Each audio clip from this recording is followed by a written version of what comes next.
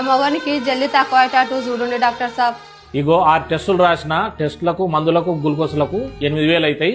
పోయి కౌంటర్లో కట్టిరండి.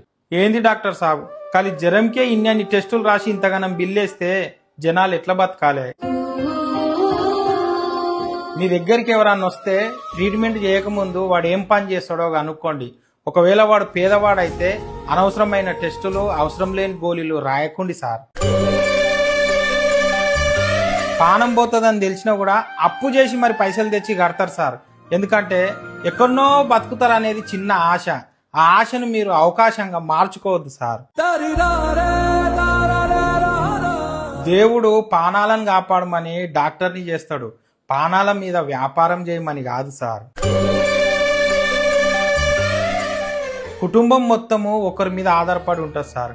ఆ ఒక్కరికి ఏమన్నా అయితే కుటుంబం మొత్తం ఆగమవుతుంది. ఇప్పటికన్నా మీ డాక్టర్లు మారతారని ఆశిస్తున్నా సార్.